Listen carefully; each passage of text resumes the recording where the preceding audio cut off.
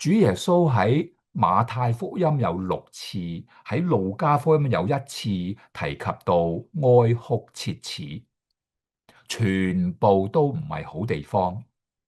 呢個肯定喺地獄裏邊其中一部分。嗱，弟兄姊妹，哀哭切齒，天堂唔會嘅，唔會有流淚，唔會有疼痛，唔會有痛苦，唔會有任何唔好嘅事情。所以啊，你睇到啊，呢個哀哭切齒嘅地方，嗱，好簡單啦。我舉幾個例子。頭先我話過啊嘛，主耶穌講過7次哀哭切齒嘅地方，絕對唔係天堂裏邊外圍嘅地方吓。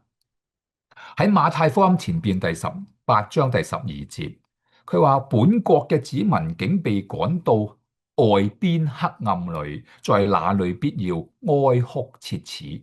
外邊的黑暗係天堂以外喺地獄裏邊黑暗嘅地方。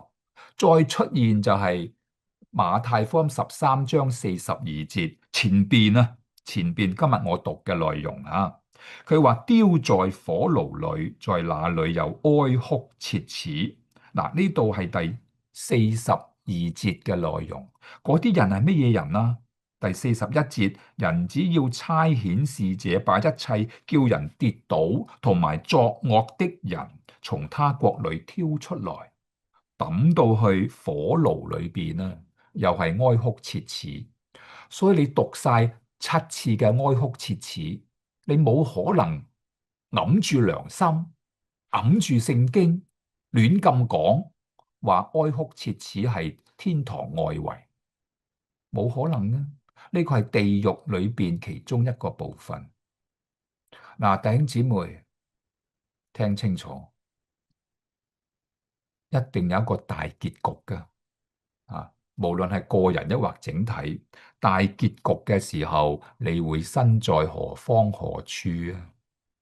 希望我哋係歡天喜地喺天堂，唔係喺地獄哀哭切齒，喺火爐、喺黑暗、喺所有壞嘅地方吓。